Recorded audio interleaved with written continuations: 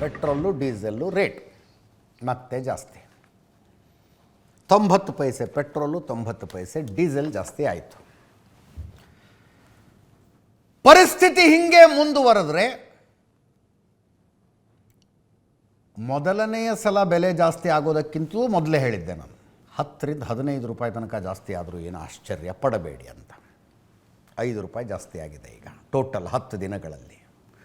10 ದಿನಗಳ ಹಿಂದೆ ಮೇ 15ನೇ ತಾರೀಕು 3 ರೂಪಾಯಿ ಜಾಸ್ತಿ ಆಯಿತು.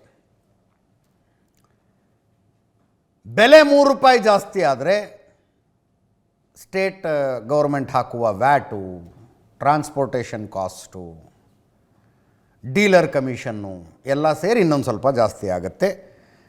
ಬೆಂಗಳೂರಿನಲ್ಲಿ 3 ರೂಪಾಯಿ 25 ಪೈಸೆ ಜಾಸ್ತಿ ಆಯಿತು. ಪೆಟ್ರೋಲಿಗೆ ಡೀಸೆಲಿಗೆ 3 ರೂಪಾಯಿ 11 ಪೈಸೆ ಜಾಸ್ತಿ ಆಯಿತು. ಮೇ 15ಕ್ಕಿದು. ಮೇ 19ಕ್ಕೆ ಮತ್ತೆ ಬೆಲೆ ಏರಿಕೆ ಆಯಿತು, 90 ಪೈಸೆ 90 ಪೈಸೆ. ಉಳಿದೆಲ್ಲ ಲೆಕ್ಕಾಚಾರದಲ್ಲಿ 99 ಪೈಸೆ ಪೆಟ್ರೋಲ್ ಜಾಸ್ತಿ ಆಯಿತು, 94 ಪೈಸೆ ಡೀಸೆಲ್ ರೇಟ್ ಜಾಸ್ತಿ ಆಯಿತು. ಇವತ್ತು ಮತ್ತೆ 90 ಪೈಸೆ 90 ಪೈಸೆ ಪೆಟ್ರೋಲು ಡೀಸೆಲ್ ಬೆಲೆ ಏರಿಕೆ, 108 ರೂಪಾಯಿ 10 ಪೈಸೆ ಪೆಟ್ರೋಲ್ ರೇಟ್ ಬೆಂಗಳೂರಿನಲ್ಲಿ, 95 ರೂಪಾಯಿ 98 ಪೈಸೆ ಡೀಸೆಲ್ ರೇಟು. ಬರೀ ಪೆಟ್ರೋಲು ಡೀಸೆಲ್ ಅಲ್ಲ, CNG ಕೂಡ ಜಾಸ್ತಿ ಆಯಿತು. ಇದು 2ನೇ ಸಲ 10 ದಿನಗಳಲ್ಲಿ 2 ರೂಪಾಯಿ ಮತ್ತೆ ಜಾಸ್ತಿ ಆಯಿತು. ನೆನ್ನೆ 93 ರೂಪಾಯಿ ಇತ್ತು, ಇವತ್ತು 95 ರೂಪಾಯಿ ಪ್ರತಿ ಕೆಜಿಗೆ. ಬೇರೆ ಬೇರೆ ಮಹಾನಗರಗಳ ಬೆಲೆಗಳು ಇದ್ದಾವೆ, ನಮಗೇನಷ್ಟು ರಿಲೆವೆಂಟ್ ಅಲ್ಲ. ಕಾಂಗ್ರೆಸ್ಸು BJP ನಾಯಕರುಗಳ ಬಗ್ಗೆ ಮಧ್ಯೆ ಮಾತಿನ ಜಟಾಪಟಿ ಆಯಿತು. BJP ರಾಜ್ಯಾಧ್ಯಕ್ಷ ವಿಜೇಂದ್ರ ಅವರು, ಸಚಿವ ಪ್ರಿಯಾಂಕ್ ಖರ್ಗೆ, SR ಶ್ರೀನಿವಾಸ್ ಮಾತಾಡಿದ್ದಾರೆ. KSRTC ಅಧ್ಯಕ್ಷರು ಬೆಲೆ ಜಾಸ್ತಿ ಮಾಡಬೇಕಾಗಿ ಬರುತ್ತೆ ಅಂತ. ಕೇಳಿಸ್ಕೊಳ್ಳಿ. ಆದರೆ ಇವತ್ತು ಮಾನ್ಯ ಮುಖ್ಯಮಂತ್ರಿಗಳು ಪೆಟ್ರೋಲ್ ಮತ್ತು ಡೀಸೆಲ್ ಮೇಲೆ ಹಾಕಿರ್ತಕ್ಕಂಥ ತೆರಿಗೆಯನ್ನು ಇಳಿಸುವಂತ ಕೆಲಸ ಮಾಡಬೇಕು ಅಂತೇಳಿ ರಾಜ್ಯದ ಜನತೆ ಪರವಾಗಿ ತಮ್ಮ ಮೂಲಕ ನಾನು ಆಗ್ರಹವನ್ನ ಮಾಡ್ತಾ ಇದ್ದೇನೆ. ರಾಷ್ಟ್ರೀಯ ನೇತಾರಾಗಿರ್ತಕ್ಕಂಥ ಪ್ರಿಯಾಂಕ ಖರ್ಗೆ ಅವರಿಗೆ ತಮ್ಮ ಮೂಲಕ ಒಂದು ಕಿವಿ ಮಾತನ್ನು ಹೇಳ್ತೇನೆ. ಅಂತಾರಾಷ್ಟ್ರೀಯ ರಾಷ್ಟ್ರೀಯ ಮಟ್ಟದ ವಿಚಾರಗಳನ್ನ ಬದಿಗಿಟ್ಟು ನೀವು ಈ ರಾಜ್ಯದ ಮುಖ್ಯಮಂತ್ರಿ, ಈ ರಾಜ್ಯದಲ್ಲಿ ಫಸ್ಟ್ ನೀವು ನಿರ್ಧಾರವನ್ನು ಮಾಡಿ ಇಡೀ ದೇಶಕ್ಕೆ ಮಾದರಿ ಆಗ್ತಕ್ಕಂಥ ಒಂದು ನಿರ್ಧಾರವನ್ನ ತಾವು ಮಾಡಿ. ಏನು 3 ಬಾರಿ ತೆರಿಗೆಯನ್ನ ಜಾಸ್ತಿ ಮಾಡಿದ್ರೆ ಪೆಟ್ರೋಲ್ ಮೇಲೆ ಡೀಸೆಲ್ ಮೇಲೆ, ನಿಮ್ಮ ಮುಖ್ಯಮಂತ್ರಿಗಳಿಗೆ ಮನವರಿಕೆ ಮಾಡಿ ಬುದ್ಧಿ ಹೇಳಿ. ಯಾವುದೇ ರೀತಿಯಾದಂಥ ತೊಂದರೆ ಇಲ್ಲ ನಮಗೆ ಇಂಧನದ್ದು. ರಷ್ಯಾದಿಂದ ಬಹಳ ಕಮ್ಮಿ ಬೆಲೆಯಲ್ಲಿ ಕಚ್ಚಾ ತೈಲನ ನಾವು ತಗೊಂಡಿದ್ದೀವಿ, ಅದು ಒಂದು ಮಾಸ್ಟರ್ ಸ್ಟ್ರೋಕ್ ಇದೆ ಅಂತ ಹೇಳಿಲ್ವಾ? ಏನಾಯ್ತು ಅದೆಲ್ಲ? ವಾರಕ್ಕೆ 3 ಸರಿ ಇವರು ಬೆಲೆ ಏರಿಕೆ ಮಾಡ್ತಾರೆ ಅಂದರೆ ತರಕಾರಿ ಬೆಲೆ ಜಾಸ್ತಿ ಆಗ್ತಾ ಇದೆ, ನಿಮ್ಮ ಔಷಧಿ ಬೆಲೆ ಜಾಸ್ತಿ ಆಗ್ತಾ ಇದೆ, ಯುದ್ಧದಿಂದ ಅಂತ ಹೇಳ್ತಾರೆ. ಅವಾಗ ಗಲ್ಫ್ ವಾರ್ ಆಗಿಲ್ವಾ? ನಮ್ಮ ಸರ್ಕಾರಗಳಿದ್ದಾಗ ಅವಾಗ ಇರಲಿಲ್ವಾ? ಮತ್ತು ಇವ್ರೇನು ಅಚ್ಚೇ ದಿನ ಅಂತ ಹೇಳಿದ್ರಲ್ಲ, ನಾವು ಹೇಳಿದ್ದ ಅವ್ರು ಹೇಳಿದ್ದ? ಇವ್ರೇನು ಬರೀ ಉಪದೇಶ ನೀಡಕ್ಕಿದಾರ ಕೆಂಪಕೋಟೆ ಮೇಲಿಂದ? ಸೆಸ್ ಕಮ್ಮಿ ಮಾಡಬೇಕಂದ್ರೆ ಸ್ಟಾರ್ಟ್ ಫ್ರಮ್ ಗುಜರಾತ್. ಏನು ಗುಜರಾತ್ ಮಾಡೆಲ್ ಆಫ್ ಡೆವಲಪ್ಮೆಂಟ್ ಇರುವಂಥ BJP ಸ್ಟೇಟ್ಸ್ಗಳಲ್ಲಿ ಫಾಲೋ ಮಾಡಿಬಿಟ್ಟು ನಮ್ಮ ಹತ್ರ ಬಂದು ಒಂದೇ ಒಂದು ಕಮೆಂಟಿಂದ ಇವತ್ತು ಯಾವ ಕಾಕ್ರೋಚ್ ಜನತಾ ಪಾರ್ಟಿ ಅಂತ ಬಂದಿರೋದು. 100% ಮಾಡಲೇಬೇಕಲ್ವಾ? ಮೋದಿ ಅವರು ಎಷ್ಟು ಜಾಸ್ತಿ ಮಾಡಿದ್ರು? ಒಂದ್ಸರಿ 3 ರೂಪಾಯಿ 75 ಪೈಸೆ ಮಾಡಿದ್ರು, ಇವತ್ತು 90 ಪೈಸೆ ಜಾಸ್ತಿ ಮಾಡಿದ್ರೆ ನಾವು ಹಂಗೆ ಬಸ್ ಬರೀ ನೀರು ಇದು ಓಡಿಸೋಕ್ಕಾಗುತ್ತಾ? ಜಾಸ್ತಿ ಮಾಡಲೇಬೇಕಲ್ವಾ? ಆಟೋಮೆಟಿಕಲ್ ಆಗುತ್ತೆ. ಈಗ ನಾವು 1200 ಕೋಟಿ ಈಗ ಅರಿಯರ್ಸ್ ಕೊಡ್ತಾ ಇದ್ದೀವಿ. ಒಂದಷ್ಟು ಅಂಕಿ ಸಂಖ್ಯೆಗಳನ್ನು ಹೇಳ್ತೀವಿ ನಿಮಗೆ. ಏನು ಅರ್ಥ ಆಗುತ್ತೆ ಅಂದರೆ, ಪೆಟ್ರೋಲ್ ಡೀಸೆಲ್ ಅಂದರೆ ಟೋಟಲ್ ಕ್ರೂಡ್ ಆಯಿಲ್ ಭಾರತದ ರಿಕ್ವೈರ್ಮೆಂಟ್ ಎಷ್ಟಿದೆಯೋ ಹೆಚ್ಚು ಕಡಿಮೆ, ಸ್ವಲ್ಪ ಕಡಿಮೆನೇ ಇದೆ, ಅಷ್ಟು ದೊರೀತಾ ಇದೆ, ಸಿಗ್ತಾ ಇದೆ. ಬಟ್ ಬೆಲೆ ತಾತ್ಪರ್ಯ ಏನು ಅಂದರೆ, ಕೊರತೆಯ ಕಾರಣಕ್ಕಾಗಿ ಪೆಟ್ರೋಲ್ ಬಂಕ್ಗಳು ಬಂದಾಗೋದಿಲ್ಲ, ಬಟ್ ಹೇಳಿದಷ್ಟು ದುಡ್ಡು ಕೊಟ್ಟು ತಗೋಬೇಕಾಗತ್ತೆ ಅಂತ ತಾತ್ಪರ್ಯ ಅಂತ ಅನ್ನಿಸ್ತಾ ಇದೆ ಇವತ್ತಿನ ಈ ಅಂಕಿ ಸಂಖ್ಯೆಗಳನ್ನು ನೋಡ್ತಾ ಇದ್ದರೆ. ಅದೇನೋ ಒಂದು ನಂಬರ್ ಇತ್ತಪ್ಪ, 27 ದೇಶಗಳಿಂದ ಏನೋ ನಾವು ಮೊದಲು ತರಿಸ್ಕೊಳ್ತಾ ಇದ್ವಿ ಕ್ರೂಡ್ ಆಯಿಲ್ನ. ಯುದ್ಧ ಶುರುವಾಗೋದಕ್ಕಿಂತ ಮುಂಚೆ 27 ದೇಶಗಳಿಂದ ತರಿಸಿಕೊಳ್ತಾ ಇದ್ವಿ. ಯುದ್ಧ ಶುರುವಾದ ನಂತರ ಆ ಸೋರ್ಸನ್ನು ಡೈವರ್ಸಿಫೈ ಮಾಡಿದ್ದೀವಿ. ಕಡಿಮೆ ಆದರೂ ಪರವಾಗಿಲ್ಲ, ನಿಮ್ಮ ಹತ್ರ ಇದೆಯಾ ಕೊಡಿ, ನಿಮ್ಮ ಹತ್ರ ಇದೆಯಾ ಕೊಡಿ ಅಂತ 40 ದೇಶಗಳಿಂದ ಕ್ರೂಡ್ ಆಯಿಲನ್ನು ಭಾರತ ಈಗ ತರಿಸಿಕೊಳ್ತಾ ಇದೆ. ಕ್ರೂಡ್ ಆಯಿಲ್ ಇಂಪೋರ್ಟು ಕಳೆದ ತಿಂಗಳಿಗೆ ಹೋಲಿಸಿದರೆ ಈ ತಿಂಗಳು ಬೆಟರ್ ಆಗಿದೆ. ನಾನು ವಾಲ್ಯೂಮ್ನಲ್ಲಿ ಹೇಳೋದು, ಬೆಲೆ ಜಾಸ್ತಿ ಆಗಿರೋದಂತೂ ಗೊತ್ತೇ ಇದೆ ನಿಮಗೆ. ವೆನಿಜುವೆಲಾ ಈಗ ಯುನೈಟೆಡ್ ಅರಬ್ ಎಮಿರೇಟ್ಸ್ಗಿಂತಲೂ ಭಾರತಕ್ಕೆ ಹೆಚ್ಚು ಕ್ರೂಡ್ ಆಯಿಲ್ನ ಕೊಡ್ತಾ ಇದೆ.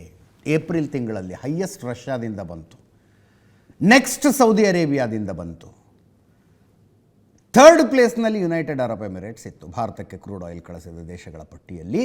ಈಗಲೂ ಫಸ್ಟ್ ರಷ್ಯಾನೇ ಇದೆ. ಇನ್ಫ್ಯಾಕ್ಟ್ ಏಪ್ರಿಲ್ಗೂ ಮೇಗೂ ಹೋಲಿಸಿದರೆ ರಷ್ಯಾದಿಂದ ಕ್ರೂಡ್ ಆಯಿಲ್ ಇಂಪೋರ್ಟ್ ಜಾಸ್ತಿ ಆಗಿದೆ. ಸೆಕೆಂಡ್ ಯುನೈಟೆಡ್ ಅರಬ್ ಎಮಿರೇಟ್ಸ್ ಬಂದಿದೆ. ಸೌದಿ ಅರೇಬಿಯಾ ಲಿಸ್ಟ್ನಲ್ಲಿಲ್ಲ, ಮೊದಲ 3ರ ಲಿಸ್ಟ್ನಲ್ಲಿಲ್ಲ. ವೆನಿಜುವೆಲಾ 3ನೇ ಪ್ಲೇಸಿಗೆ ಬಂತು. ವೆನಿಜುವೆಲಾ ಅಲ್ಲೊಬ್ಬ ಮೊಡೆರೋ ಅನ್ನುವಂಥ ಅಧ್ಯಕ್ಷರಿದ್ದರು. ಡೊನಾಲ್ಡ್ ಟ್ರಂಪ್ ಒಂದು ಕಾರ್ಯಾಚರಣೆ ನಡೆಸಿ ಮಿಲಿಟ್ರಿ ಅವ್ರನ್ನ ಕರೆಸಿ ರಾತ್ರೋರಾತ್ರಿ ಅರಮನೆಯಿಂದಲೇ ಅವ್ರನ್ನ ಯಥಾಕಂಡು ಬಂದುಬಿಟ್ರು. ವೆನಿಜುವೆಲಾ ಅಮೇರಿಕದ ಶತ್ರುತ್ವಕ್ಕೆ ದೊಡ್ಡದೊಂದು ಇತಿಹಾಸ ಇದೆ. ವೆನಿಜುವೆಲಾ ಒಂದು ಸೋಷಿಯಲಿಸ್ಟ್ ದೇಶ. ಸೋಷಿಯಲಿಸಮ್ನ ಪೀಕಿಗೆ ಹೋದರೆ ಏನಾಗಬಹುದು ಅನ್ನೋದಕ್ಕೆ ಉದಾಹರಣೆ ಹಂಗಿರೋ ದೇಶ. ಇಡೀ ಪ್ರಪಂಚದಲ್ಲಿ ಅತಿ ಹೆಚ್ಚು ಆಯಿಲ್ ರಿಸರ್ವ್ ಇರೋದು ಸೌದಿ ಅರೇಬಿಯಾದಲ್ಲ, ಯಾವ ಅರಬ್ ರಾಷ್ಟ್ರದಲ್ಲೂ ಅಲ್ಲ. It was in Venezuela. ಆದರೆ ಸೋಷಿಯಲಿಸಮನ್ನು, ಸಮಾಜವಾದವನ್ನು ಪೀಕಿಗೆ ತಗೊಂಡೋಗಿ ದೇಶ ಭಿಕಾರಿ ಆಗಿಬಿಡ್ತದು. ಆ ಅಧ್ಯಕ್ಷರನ್ನು ಡೊನಾಲ್ಡ್ ಟ್ರಂಪ್ ಕಿಡ್ನ್ಯಾಪ್ ಮಾಡಿಸಿದ್ರು. ಡೈಸಿ ರಾಡ್ರಿಗಸ್ ಅನ್ನುವಂಥ ಮಹಿಳೆಯೊಬ್ಬರನ್ನು ಅಲ್ಲಿ ಅಧ್ಯಕ್ಷರನ್ನಾಗಿ ಕೂಡಿಸಿದ್ರು. ಈಗ ಇಡೀ ವೆನಿಜುವೆಲಾ ಅಮೇರಿಕ ಹೇಳ್ದಂಗೆ ಕೇಳುತ್ತೆ. ಅಮೇರಿಕದವ್ರು ಹೇಳ್ತಾ ಇದ್ರು, ನೀವು ವೆನಿಜುವೆಲಾಯಿಂದ ಆಯಿಲ್ ತರಿಸ್ಕೊಳ್ಳಿ, ವೆನಿಜುವೆಲಾಯಿಂದ ಆಯಿಲ್ ತರಿಸ್ಕೊಳ್ಳಿ ಅಂತ. ಕಾಲ ಕೂಡಿ ಬಂತು. ಅಮೇರಿಕ ಹೇಳಿದ್ದಕ್ಕೆ, ಈಗ ಮೋದಿ ವಿರೋಧಿಗಳು ಅಮೇರಿಕ ಹೇಳಿದ್ದಕ್ಕೆ ವೆನಿಜುವೆಲಾಯಿಂದ ಒಂದು ತೈಲ ಟ್ಯಾಂಕರಿಗೆ 3 ರಿಂದ 4 ದಿವಸ ಸಾಕಾಗಿತ್ತು. 3 ರಿಂದ 4 ದಿವಸ ಅಷ್ಟೇ. ವೆನಿಜುವೆಲಾಯಿಂದ ಬರಬೇಕು ಅಂದರೆ ಮಿನಿಮಮ್ 15 ದಿವಸ ಬೇಕು. 15 ರಿಂದ 25 ದಿವಸ ನಿಯರೆಸ್ಟ್ ರೂಟು 15,000 ಕಿಲೋಮೀಟರ್ ಆಗುತ್ತೆ. ಮಾರ್ಗ 1 ಅಂತ ತೋರಿಸ್ತಾ ಇದ್ದೀವಿ ನೋಡಿ ಅಲ್ಲಿ. ವೆನಿಜುವೆಲಾ ಅಮೇರಿಕದ ಮೇಲ್ಗಡೆ ಇದೆ. ಅಲ್ಲಿಂದ ಹೊರಟು ಮೆಡಿಟರೇನಿಯನ್ ಸಮುದ್ರವನ್ನು ಸೇರಿ ಸುಯೇಜ್ ಕಾಲುವೆಯನ್ನು ದಾಟಿಕೊಂಡು ಕೆಂಪು ಸಮುದ್ರವನ್ನು ಪ್ರವೇಶ ಮಾಡಿ ಬಾಲ್ ಅಲ್ ಅಬ್ದೇದ್ ಅನ್ನುವ ಹಾರ್ಮುಜ್ನಂಥದ್ದೇ ಇನ್ನೊಂದು ಜಲಸಂಧಿ ಸಿಗುತ್ತೆ. ಆ ಬಾಲ್ ಅಲ್ ಅಬ್ದೇದ್ ಯಮನ್ ಕೆಳಗಡೆ ಬರುತ್ತದು. ಅದನ್ನು ದಾಟಿಕೊಂಡು ಸೌದಿ ಅರೇಬಿಯಾಗೆ ಬಂದು ಗುಜರಾತಿನ ಒಂದು ಬಂದರಿಗೆ ಬಂದು ತಲುಪೋದಕ್ಕೆ 25 ದಿವಸ ಆನ್ ಆನ್ ಆ್ಯಾವ್ರೇಜ್ ಬೇಕು. 15,000 ಕಿಲೋಮೀಟರ್ಗಳ ಪ್ರಯಾಣ. ಈ ರೂಟ್ ಬೇಡಪ್ಪ, ನಾವು ಕೇಪ್ ಆಫ್ ಗುಡ್ ಹೋಪ್ ದಾಟ್ಕೊಂಡು ಆಫ್ರಿಕಾನ ಸುತ್ತಾಕಿ ಕಂಡು ಬರ್ತೀವಿ ಅಂದರೆ 40 ದಿನಗಳ ತನಕ ಬೇಕಾಗತ್ತೆ ಒಂದು ಹಡಗು ಬರೋದಕ್ಕೆ. ಸಹಜವಾಗಿ ಹಾರ್ಮುಜ್ ಜಲಸಂಧಿಯನ್ನು ದಾಟಿಕೊಂಡು ಬರುವ ರೂಟಿಗೆ ಕಂಪೇರ್ ಮಾಡಿದ್ರೆ ಇಲ್ಲಿ ದಿನಗಳ ಜಾಸ್ತಿ, ಕಿಲೋಮೀಟರ್ ಜಾಸ್ತಿ ಮತ್ತು ಟ್ರಾನ್ಸ್ಪೋರ್ಟೇಷನ್ ಕಾಸ್ಟ್ ಜಾಸ್ತಿ ಆಗುತ್ತೆ. ಆದರೆ ನೋಡಿ ಪರಿಸ್ಥಿತಿ ಹೆಂಗಿದೆ. ಹಾರ್ಮುಜ್ ಜಲಸಂಧಿಯನ್ನು ದಾಟ್ಕೊಂಡು 3 ದಿವಸದಲ್ಲಿ ಬರ್ಬೋದು, ಬಟ್ ಹಡಗು ದಾಟ ಗ್ಯಾರಂಟಿನೇ ಇಲ್ವಲ್ಲ ಅಲ್ಲಿ. ಈ IRGC ಅವ್ರು ಯಾವಾಗ ಏನು ಮಾಡ್ತಾರೆ ಹೇಳೋದಕ್ಕೆ ಬರೋದಿಲ್ಲ. ನಮಗೆ ರಿಕ್ವೈರ್ಮೆಂಟ್ ಇದೆ ಪರ್ ಡೇ 5.5 ರಿಂದ 6 lakh million barrel crude oil ಬೇಕು ಭಾರತಕ್ಕೆ. ರಿಕ್ವೈರ್ಮೆಂಟ್ ಇದೆ, ಹಡಗು ಬರ್ತಿಲ್ಲ ಅಲ್ಲಿ. ಇಲ್ಲಿ ಭಾರತದ ಒಳಗೆ ಬಾಯಿ ಬಡ್ಕೊಳ್ಳೋ ಪರಿಸ್ಥಿತಿ ಬಂದುಬಿಡುತ್ತೆ ಅಂದುಕೊಂಡ ಸಮಯಕ್ಕೆ ಹಡಗು ಬರದೆ ಹೋದರೆ. ಅದರ ಜೊತೆಗೆ ಒಂದು ತೈಲ ಟ್ಯಾಂಕರ್ ಅಂದರೆ ಅದು ಅದರದ್ದು ಟೋಟಲ್ ಪ್ರೊಡಕ್ಷನ್ ಕಾಸ್ಟೇ 1,000 ಕೋಟಿ ಇರುತ್ತೆ. ಪ್ರತಿಯೊಂದು ಟ್ರಿಪ್ಪಿಗೂ ಇನ್ಶೂರೆನ್ಸ್ ಮಾಡಿಸ್ಬೇಕು. ಅದಕ್ಕೆ ಇನ್ಶೂರೆನ್ಸು ಶಾಂತ ಸಮುದ್ರದಲ್ಲಿ ಆರಾಮಾಗಿ ಹಡಗು ಹೋಗುತ್ತೆ ಅನ್ನೋದಿದ್ರೆ ಪ್ರೀಮಿಯಂ ಕಡಿಮೆ ಇರುತ್ತೆ. ಒಂದು ಯುದ್ಧಗ್ರಸ್ತ ಪ್ರದೇಶ ದಾಟ್ಕೊಂಡು ಬರ್ಬೇಕಂದ್ರೆ ಇನ್ಶೂರೆನ್ಸ್ ಕಂಪನಿಯವರು 10 ಪಟ್ಟು ಪ್ರೀಮಿಯಂ ಕಟ್ಟಿ ಅಂತಾರೆ. ಆಬ್ವಿಯಸ್ಲಿ ಬೆಲೆ ಜಾಸ್ತಿ ಆಯಿತು. ಪ್ರೀಮಿಯಂ ಕಟ್ಟೋದು ಜಾಸ್ತಿ ಅಂತಂದರೆ ಪರ್ ಬ್ಯಾರೆಲ್ ಕ್ರೂಡ್ ಆಯಿಲ್ ಮೇಲೆ ಬೆಲೆ ಜಾಸ್ತಿ ಆದಂಗೆ ಆಯಿತು. ಇಲ್ಲಿ ಬೇಗ ಬರುತ್ತೆ ಬಟ್ ರಿಸ್ಕಿ ರೂಟ್ ಇದೆ. ವೆನಿಜುವೆಲಾದಿಂದ ಬರೋದು ತಡ ಆಗುತ್ತೆ ಬಟ್ ಶಾಂತವಾಗಿ ಬರುತ್ತೆ. ಟ್ರಾನ್ಸ್ಪೋರ್ಟೇಷನ್ ಕಾಸ್ಟ್ ಜಾಸ್ತಿ ಆಗುತ್ತೆ.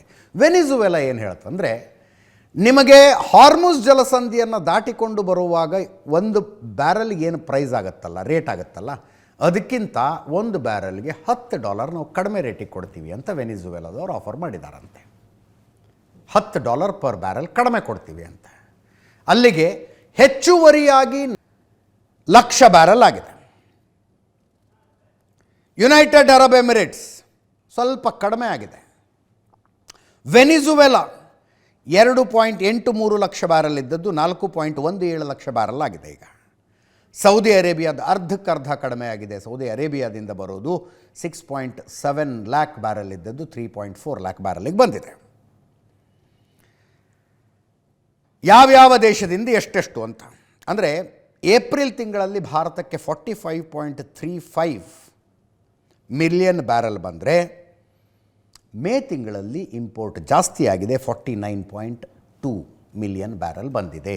ಅಂದರೆ ಒಂದು ದಿನಕ್ಕೆ on on average 5.5 to 6 million barrel crude oil ಭಾರತಕ್ಕೆ ಬೇಕಾಗತ್ತೆ.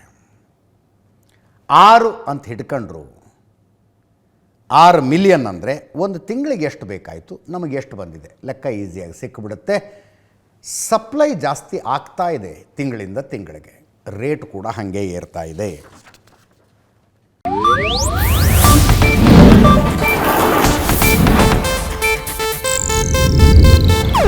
ಇದು ಏಷ್ಯಾನೆಟ್ ನ್ಯೂಸ್ ನೆಟ್ವರ್ಕ್ ಪ್ರಸ್ತುತಿ.